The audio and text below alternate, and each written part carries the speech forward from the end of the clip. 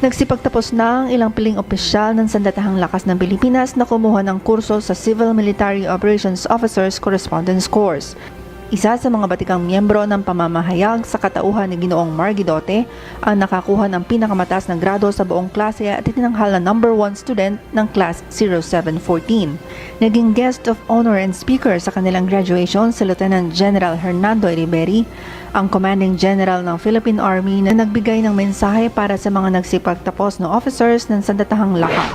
Let me first thank the Commander of the Civil Operations Service, Brigadier General and soon to be Major General Bromigan,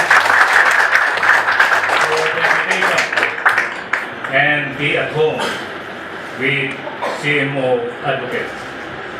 Alam mo yung CMO is malapit sa aking puso.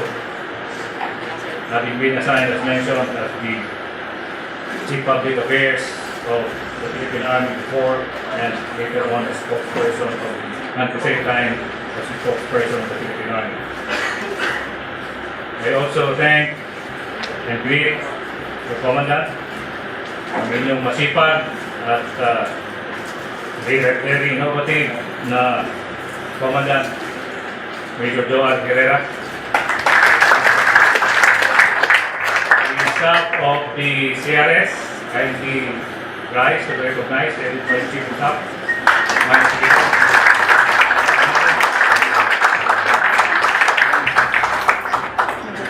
The staff of the CMO school kindly rise to be recognized.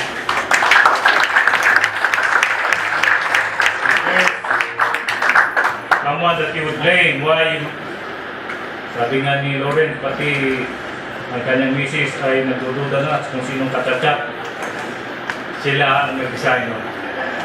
So, may commend the Commandant and the staff of the senior school for a job, very job in the conduct of this course. Harapan natin ang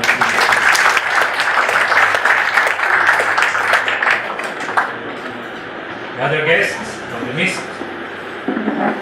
and yes, of course graduates of the Correspondence CMO Correspondence course class 07-14. My heartfelt congratulations for everyone.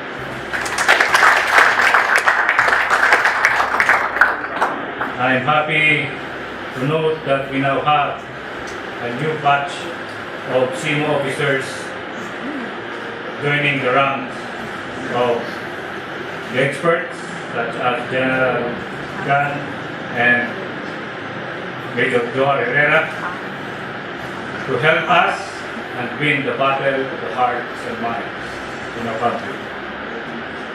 Congratulations indeed to all the members of the CMO, AFP CMO Officers Correspondence Course Class 07-14 for completing this 12-week course aimed to sharpen your skills in the arts of persuasion and influence.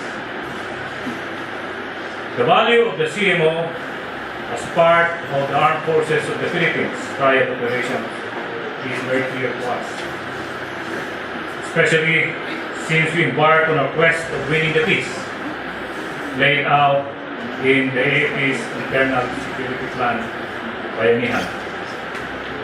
We must give credit to the leadership of the Civil Aviation Service and the AFP CMO School for training and educating you with an in-depth understanding of the tenets and doctrines of the civil military operations using the web-based learning management system, which is, as mentioned by Major Joel Herrera, is one of its kind in the Armed Forces of the Philippines. I hope that the input you received from the various subject matter experts will stimulate new ways for CMO as a whole and for each individual as well. In the context of the Armed Forces of the Philippines transformation, the CMO training programs are and should be vital to propagating the message of reform. Moreover, these are instrumental in assimilating more communities to be fully engaged towards our efforts in the future and all the transformation brings, including the prospect of peace and progress in the communities that we serve. Speaking of the future, each of you in this training shall become, remember this, the face of the organization that you represent. Because you are expected to be in the front line in our engagement with the people you serve. Each of you is a part of the system that is determined to achieve not only milestone in transformation, but also landmark results that will illustrate serious intent and unwavering commitment for change, to benefit not only the armed forces of the Philippines, but also the organization that our partners represent, to the communities and the entire Filipino nation. In this context, let me share with you 3 simple guideposts that I have learned in my many years as a soldier, as a leader, and as a CMO operator. I just hope that this will be a new addition to what you have learned. But anyway, just the same, I would like to share with you this. In confronting issues, stand your ground on gut issues and core messages. Once too often, there is a tendency to just go with the flow or post alone. This is not an option for you. As a CMO operator, you are expected to be proactive, all-knowing, and be able to provide answers to questions on the daily issues at hand, especially when those questions come from the people that you're serving. Second, be agreeable, not too affirmative or too condescending.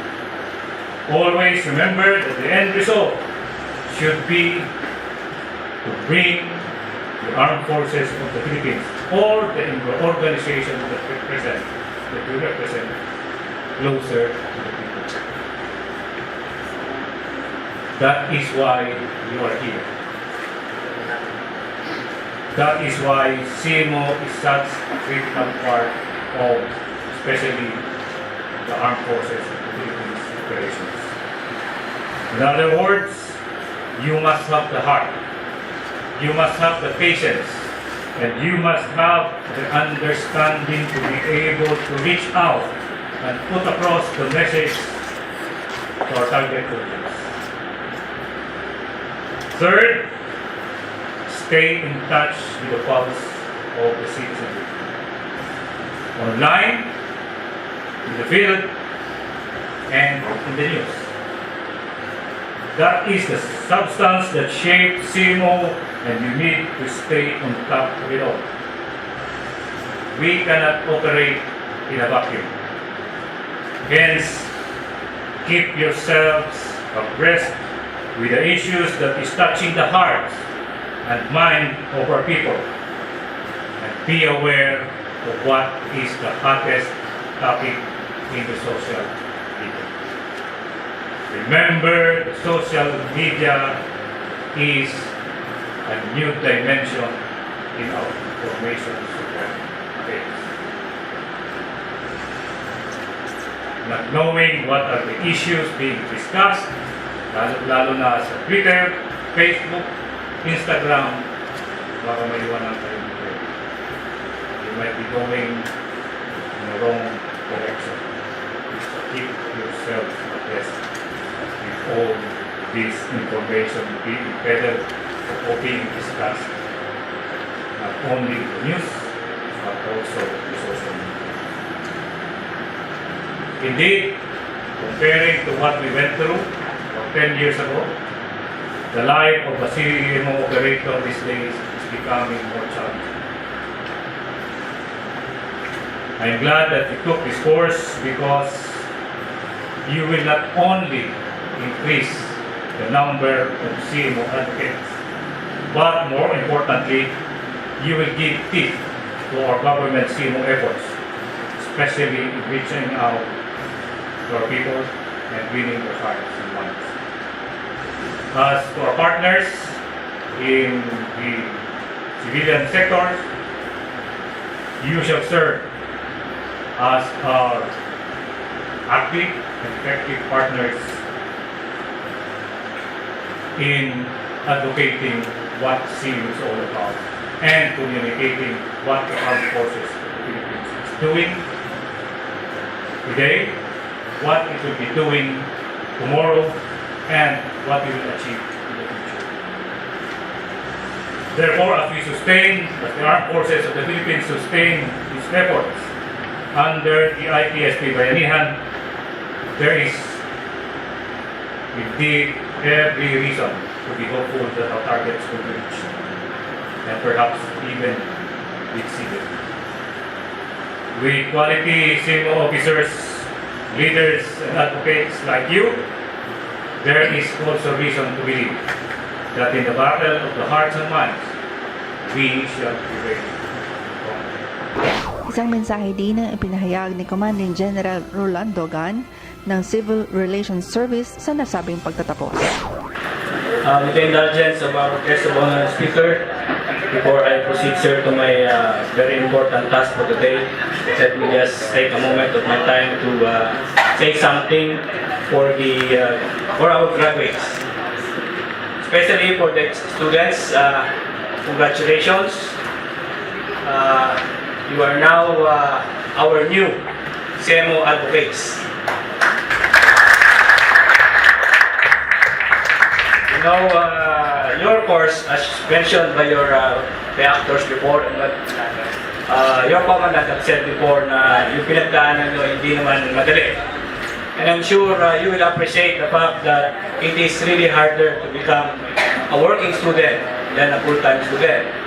And yet, you make the effort to join this course, labor, and graduate as proud as you are now. So again, congratulations to our new CMO advocates. Let me also commend the commandant and his staff, Major Herrera, the course director, Major Mike Pino,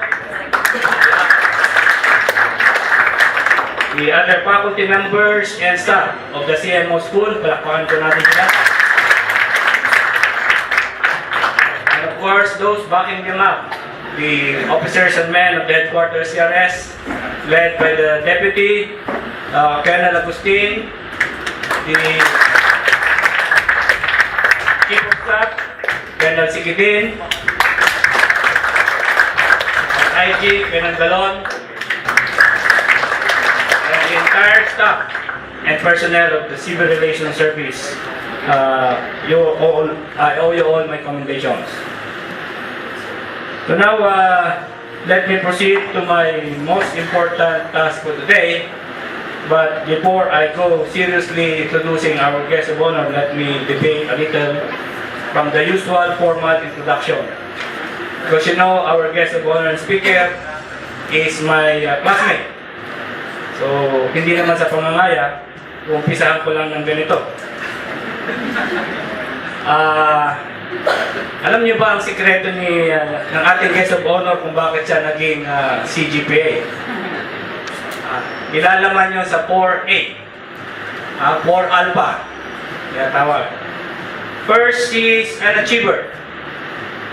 In almost all his assignments, he is well known for his achieving above par.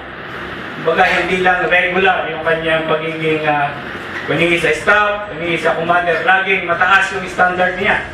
In fact, palagi ko kung siya naging commandant niyo, baka mahirap pa kayo lalo. And second A, he is articulate. Not the common articulate word that we are using now today, yung articulate, yung maarte na makulit pa. Hindi siya yun. He is articulate because he can speak his mind. He is a good communicator. You will learn later kung ano yung mga naging background niya kung bakit siya ay isang good communicator. The third A is that he is a certified athlete. Kita na naman yung katawan niya. No? He is good in golf, in swimming, in biking, in running. Kahit anong sports yan, pag pinasok niyan, sigurado mag-excel siya. And the fourth A, who can guess? He is handsome.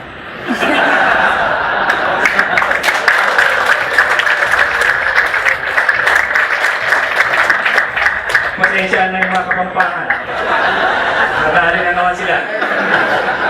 Okay, joking aside, this afternoon, I am more than privileged and honored to introduce a man who was not only made out of the finest fibers, but a strong-willed military officer. Upon his assumption to duty, he made sure his command thrust centered on the theme duty to defend and responsibility to deliver.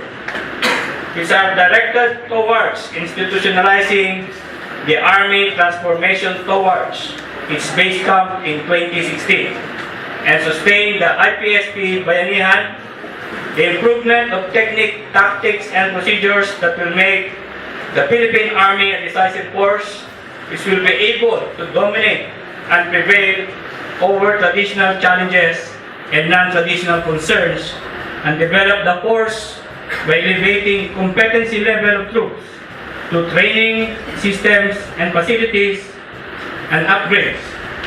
It was during his reign when the Philippine Army got the fourth and last stage of the institutionalized stage of the Army Transformation Roadmap under the public governance system and received the much coveted Gold Trailblazer Award for Good Governance by the Institute for Solidarity of Asia. Palakpakan po natin ang TV.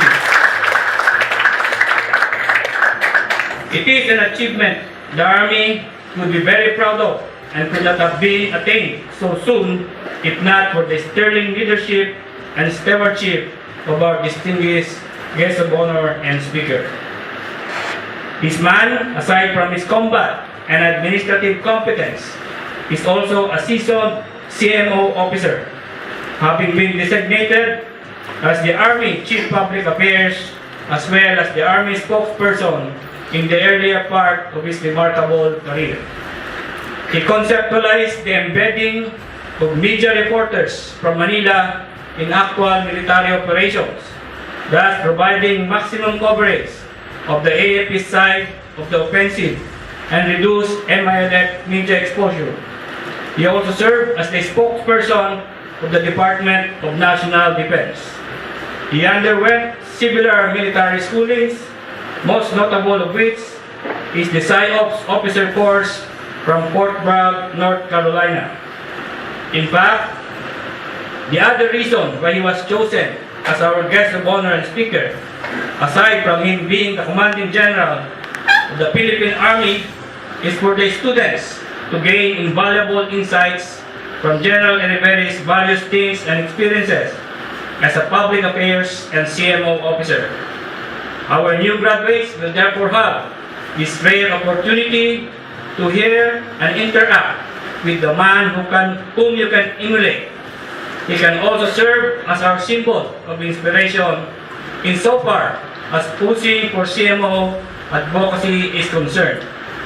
Ladies and gentlemen, it is my distinct honor to present the pride of Cantilan, Surigao del Sur, where he was born. The Marcher is the most senior member of the PMA Matikas class of 1983, the loving husband to his wife Agnes, and the doting father to his 4 children, and the 56th Commanding General of the Philippine Army, Lieutenant General Fernando Delfin Carmelo Arresta, Erivery, Armed Forces of the Philippines. Don't go away. Bayanihan will be right back after this short break.